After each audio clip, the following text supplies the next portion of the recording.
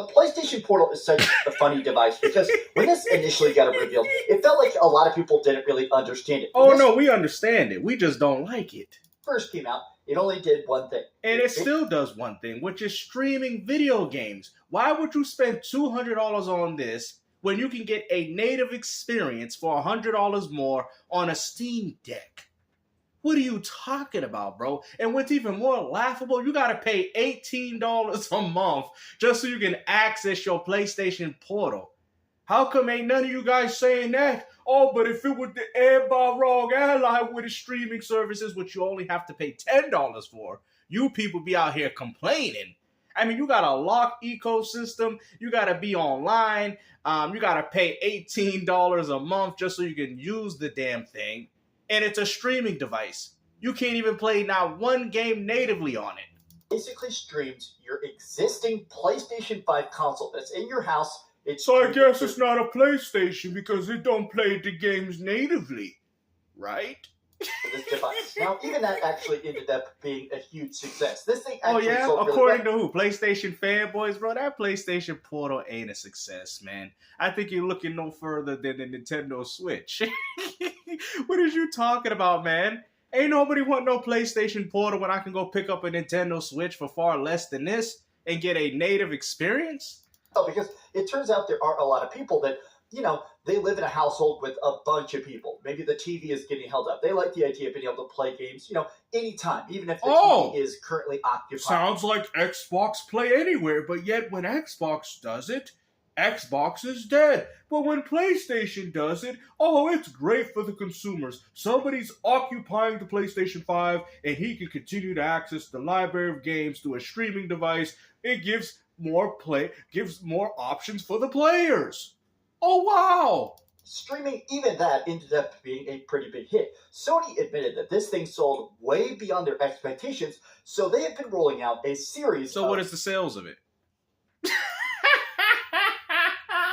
So what's the actual sales of the thing? Let me guess. 80 million? Because they combined the PlayStation Portal accessories with the console sales? Yo, PlayStation is desperate, man. I can't...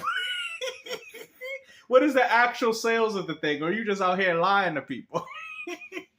Very cool updates over the course of the last year. Oh, really? One of them being game streaming. Now, what this does is that instead of just making it where it's streaming from your console to the screen, it actually just talks to the cloud. It just lets you literally pick a game, pick it, play it straight up. It doesn't have to install. It doesn't have to do anything. It just plays it directly from the cloud. Now, personally, I always thought these updates were actually pretty cool. I like playing mine, especially on the treadmill. Yo, we got a loading screen of Dreamcast guy walking on a treadmill. Imagine playing your PlayStation 5 game and you just see this. Look. No, I do a lot of cardio and stuff, and it's cool to just be able to, you know, turn on the game and play. Yo, he just became a loading screen for a video game, man. They gotta put that in the next exclusive. Let me see that. Now, personally, I always thought these updates were actually pretty cool. Hey, you know, guys, I'm gonna play Intergalactic Heretic Prophet, and this is what you see. Mine, especially on the treadmill, I do a lot of cardio and stuff, and it's cool to just be able to, you know. Hey, yo, this man became a loading screen. There has always been. There goes that SSD. That's the power of the PS5 SSD. You see how fast that loaded? Hold on. Let me see especially that again. On the treadmill, I do a lot of cardio and stuff, and it's cool to just be able to, you know, turn on a game and play something. You know, Final Fantasy. Personally, I always thought these updates were actually on a treadmill, cool. bro? I like playing mine. Look at this, man. Look at this. What is you doing, bro? Oh, man. Especially on the Look treadmill. at that loading screen. I'm playing my Intergalactic on my PS5, and I just see Dreamcast guy walking on the treadmill, man.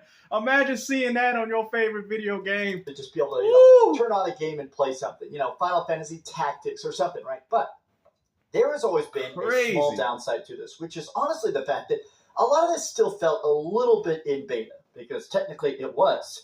Well, now it's complete. This is out of beta. It is now possible to stream 2,800 games. PlayStation 5 games are now streamable. But it's not a PlayStation because they don't play the games natively.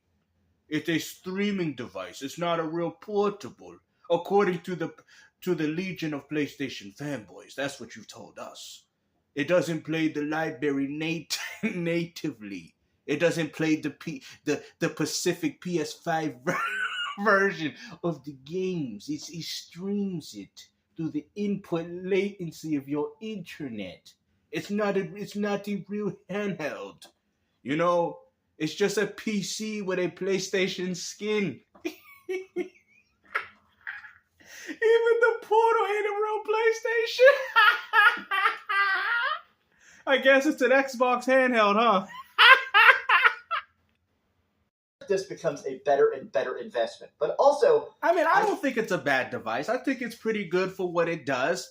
But I mean, let's be honest, man. If you're comparing it to like a Nintendo Switch 1 or even a Steam Deck, you know, something that the real gamers would want, ain't nobody gonna want that. Because with a Steam Deck, you could do the same thing. And then on top of that, you're paying $18 to stream the games through premium.